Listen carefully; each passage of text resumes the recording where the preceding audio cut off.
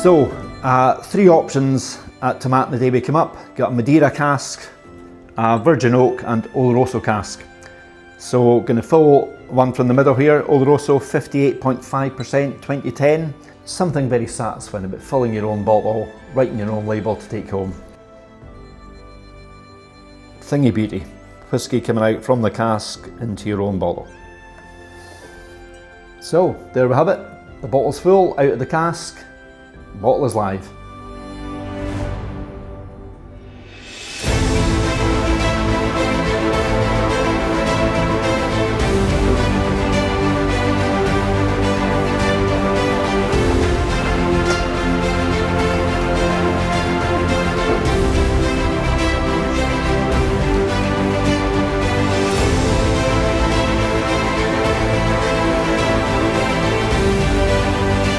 Hi folks, so we're here at Castle Stuart Golf Links with the starter for the day, Ian, a fellow Nirnda Bar member like myself. He's promised us good weather and low winds, we shall see. Ian, we're chatting there about golf and whisky. Yes, we were, yeah. So what's your favourite set of drams these days? Well, I've got a few. I mean, at the moment, I've just finished a bottle of Craigellachie 18 years old. Okay, beauty. And I've showed you a picture recently of a bottle of Craigellachie 17. Yeah. Which I intend to pile into this weekend. Okay, yeah. Sounds like a good plan for end of October. I also quite like a good one for me is Jura red wine cask. I quite like that. Okay, yeah. So yeah. Just a few of my... Cool. And in terms of golf, if you weren't playing here or your home course at Nirnda Bar, what other course would you play? Well, we play an open the last weekend of August every year at Liverpool Golf Club. Okay, right. NC 500, yeah. Yeah, it's a 9-hole golf course. You play off 2 different tees. Yeah. And it's the most scenic golf course, maybe apart from the Durness. Okay. That we play in the year. Absolutely cool. Fantastic. Cool. That's a wild card one. Good man. Yeah. Okay, folks. So we're down at the first tee at Castle Stuart Golf Links. We have a fine end of October day. And I'm here with a special guest for this episode, whiskey enthusiast, turned YouTuber, turned brand ambassador for Tomatin, the housewife's favourite, Kevin Grant. Thanks for coming up, Kev. Pleasure for having, to invite me up here. I'm looking forward to playing Good again man. Compared to last year. Almost a year since our last time around here. I think we were 35, 40 mile hour winds. Let's say 40. We'll say 40. We'll go with 40 for how the golf was that day, absolutely. A better day today. We're going to take you around, show you some of the holes. There'll be some good shots and some shots. Aye. See you around there, folks.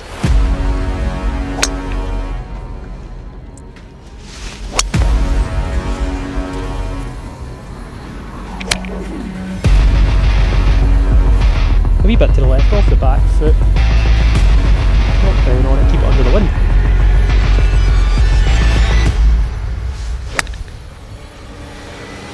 Maybe a wee bit right. Iron Handsome needs to be the club. Stay. Superb golf shot. Oh, what?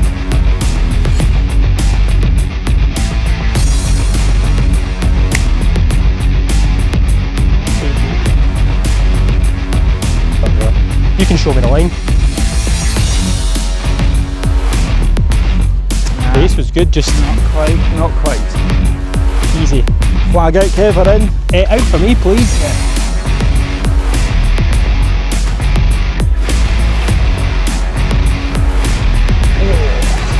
Not a bad line actually, it just tips. Yep. With a little bit left to right. And then punchy one in and spin it.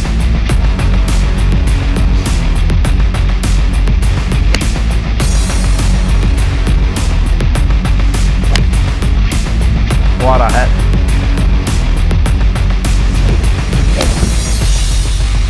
Ah, beauty.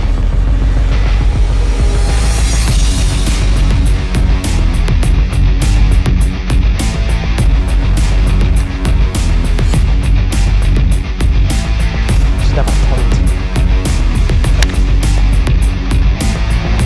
Performer.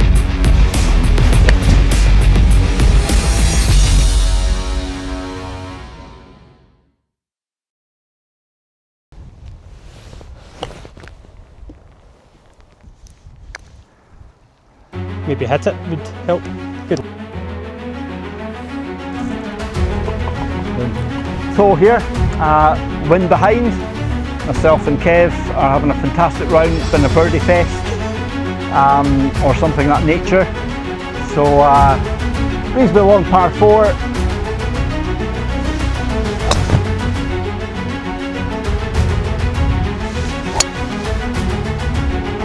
Superb, man.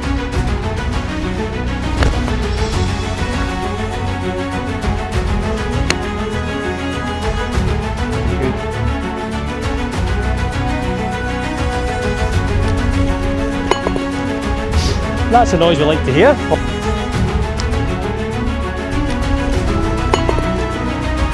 Festival We're in.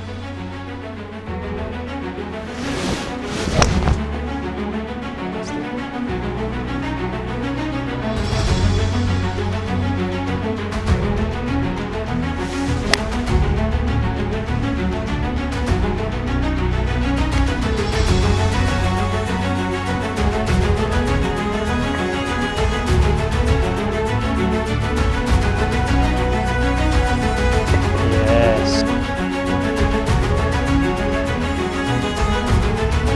Great finish, man. Great finish. A pleasure, man. A pleasure. Thanks, We man. made it through. Now it's time for a dram at the 19th. Absolutely. Slanger. So here we are at the 19th, Kev. We've made it in after a blustery final 10 holes out there. Tough. But we had some thrills and spills, a few near misses and a few misses. So we've done the golf. Now it's time to let's talk whiskey. I'm sure I've heard that phrase somewhere before. So great links, no pun intended, between Tomatin and Castle Stuart, going way back to the very start of the club here and the pro-ams, etc. Yep. So for yourself, Kev, having moved from whisky enthusiast to YouTube channel owner to brand ambassador, how's the last period of time been on the payroll at Tomatin? It's amazing because it's not something that I would have envisioned happening, just a wee kind of hobby that took off, and the passion, just it's easy to be passionate about something. And then a couple of years ago, Keith Ahern from Tomatin had seen me at one of the whisky festivals, and I like to go to them, and he was like, "Give, I need to speak to you.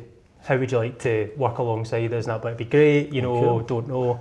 Then he's like, "I see your YouTube channel and everything, and you know your whiskey." Well, I waffle enough about it to pretend I know enough.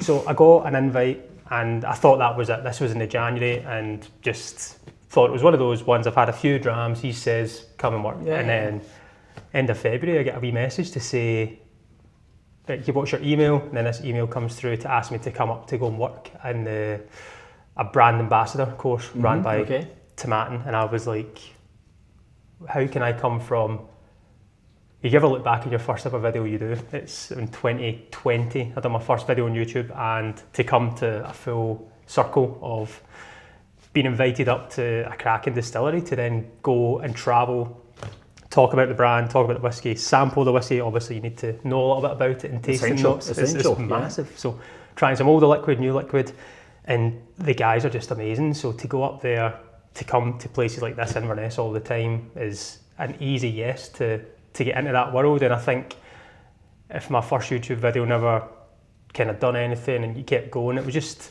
an easy thing to talk about. Sure. And it's still easy to this day. So to put it the full circle, to then get a distillery to work with, and being biased, obviously, they're phenomenal. Like there's the most laid back, the most Highland welcome you ever get. I always say that. I'll never get such a nice welcome.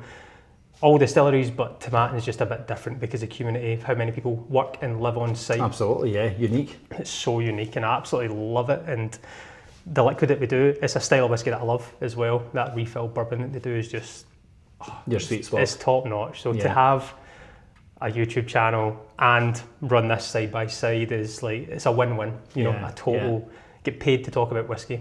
It should be the new channel name, paid to talk whiskey. And in terms of your induction course, when you were up at Tomatin, Kev, I remember you popped into Highland Whisky Shop and saw me when I was in there. I think that's the time that they took you above the snow line on the Kubokan expedition, was it? And they took you up and you were not quite equipped for the day. I think you had some white pair of trainers, which were no longer white when you finished, That was absolutely right. We'd started at the distillery, no snow. And we were told we're going on an expedition of the Cabokan story. I was like, fantastic, buzzing for this.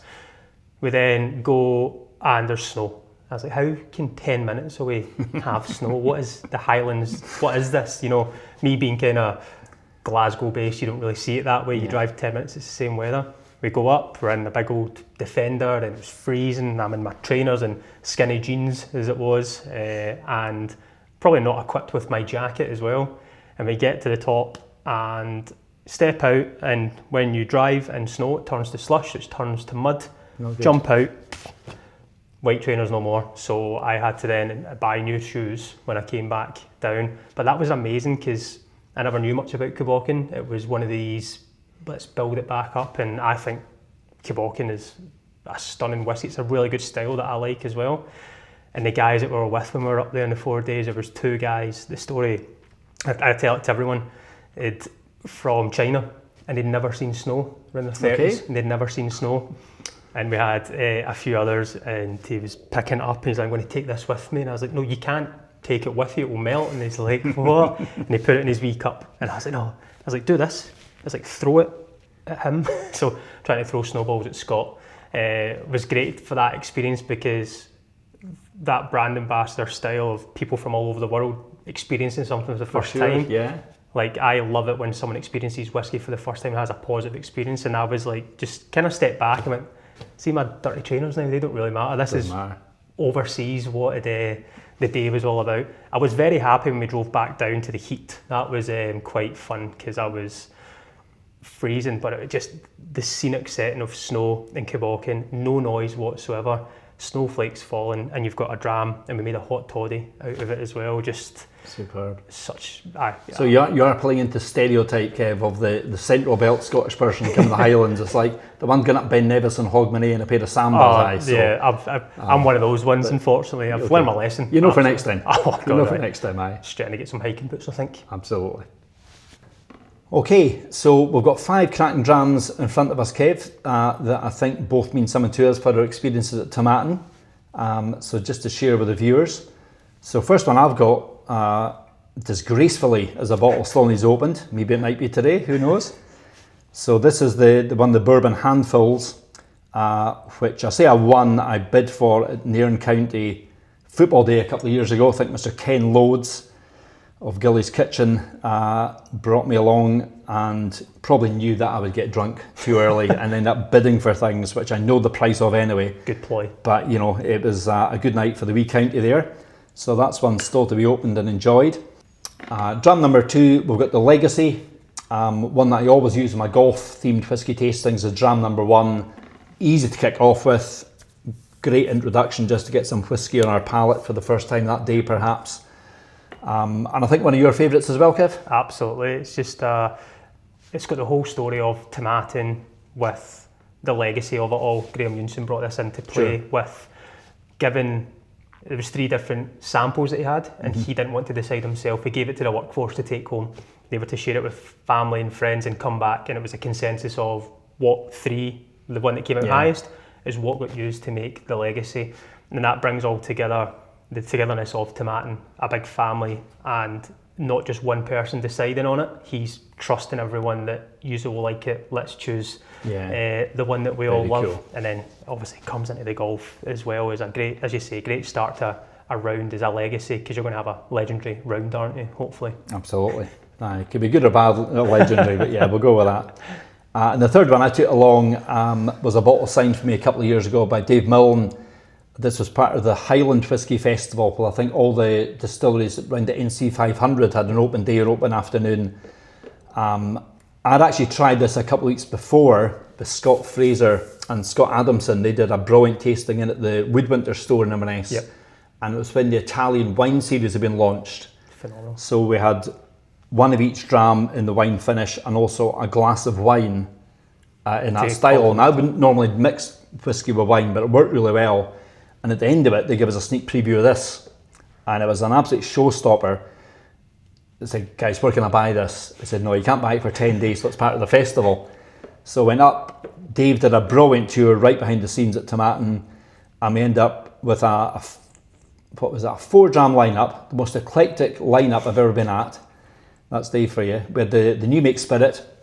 We had, similar to this, one of the handful bourbon casks, the 18-year-old, and the 36-year-old.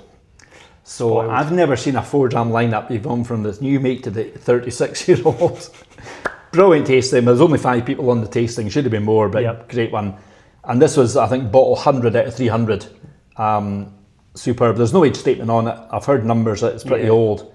but again, it was a great bottle take home from that festival. The two on your side, Kev, what have you brought along for us today? Well, I always try and not buy whiskey because you've always got the opportunity to get it. Stopped in at the distillery on the way up today and seen that we had the Virgin Oak back out, and that's one of my favourites, the Virgin Oak. Cool.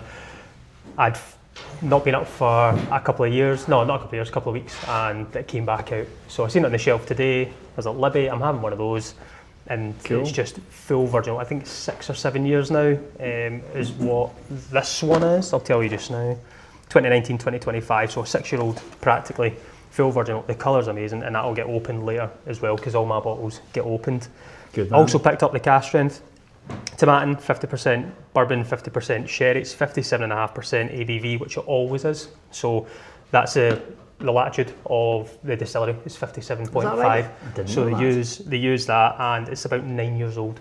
So the first, but 1926 is when Tomatin, they found that one of their first age statements was a 9-year-old. Okay. So they don't want to put 9 on it. It gives us a bit more play here and there to decide if the liquid was changing, but it was always natural cask strength. Yeah. At 57.5, the way that we use the casks is how we do it. I love it. It doesn't drink like 57.5, and it always does so well in a lineup. I never tell them the ABV first because people can be thrown off. That can by be scare it. people, yeah, for But sure. such a soft liquid that we have, and such a soft new make spirit as well, is just it's wonderful. I would Brilliant. always have that on the shelf. So that'll get opened as well because, Okay. again, how many bottles? 3 bottles unopened, so I'm sure we'll make that change later Yeah, on I today. think we're a bit under par with the open to non-open ratio here, aren't we? So Yeah. we'll try our best on that. So folks, after a great day with Kevin Grant at Castle Stuart, we've come to the mothership of Tomatin, Distillery Centre here. I'm in at the Hogshead Bar.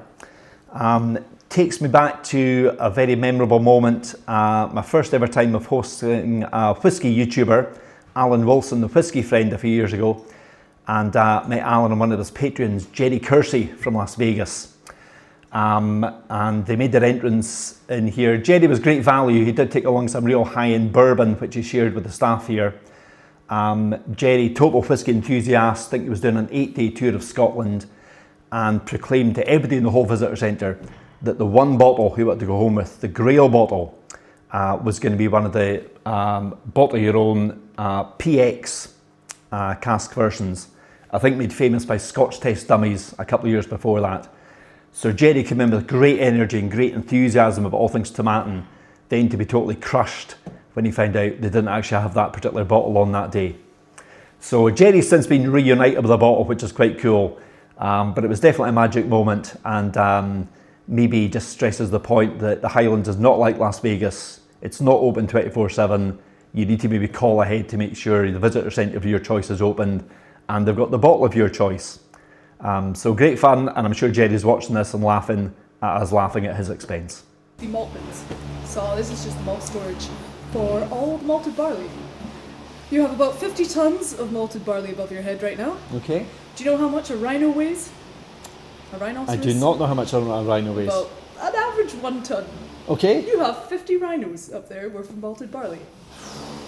But this is just one bin. You have 10 bins in here. How many rhinos do I have? Several. Several. I heard. Yes, I a heard herd of rhino. of rhinos. Wow. So you have about 500 tons of malted barley up there. Right, okay. 500 rhinos. So you can actually see here inside the mash tun where the plates would be. We've lifted them up so you can actually see where the wort goes through the bottom Okay. and filtered through. You can actually see where the grist comes in from the top there. This is your beautiful rakes.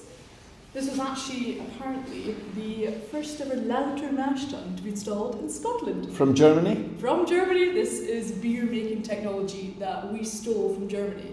Wow. Because beer, whiskey, basically the same thing. Yeah. That's why they taste so good together. The only one in the UK you can climb into that was Brilliant. a working mash tun back in the day. So if you look out the window here, you can see the oldest building we have here on site. This is the old Laird's house. It's about 300 years old, and there was an old illicit pot still apparently found in the back of this house. An old World Cup football from 1974. World Cup, I would say. Jessen Sport. Oh, I just know it's a junior size football. But we call it a pig. A pig. A pig? Okay. Like, I'm going squeal, squeal. Going, I just can't do it. Provide. So we shove these down into the draft pipe at the Okay. end of every week just to help flush any of that draft still stuck in the pipe. So it's the old system of pigging in the pipes. You heard of that before? I don't think I have actually. It's a big Aberdeenshire thing because oil and gas. Oh yeah, okay. But back in the day, apparently they used to use pigs' stomachs or pigs' bladders, blow them up with theirs. It was kind of like a ball or haggis if you really wanted. Absolutely, yeah. And then Yeah. flush them down into the pipe so it not splash, move, dislodge anything clogged inside of it. Oh man, oh man!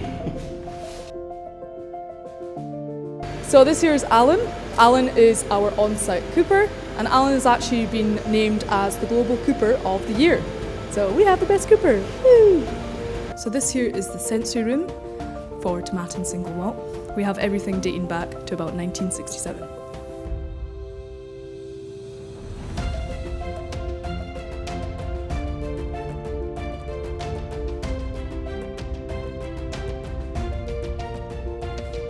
So, a big thanks to Joe at the distillery and Kevin for giving me a golfing lesson around Castle Stuart. Great fun with both of you and amazing ambassadors for Tomatin.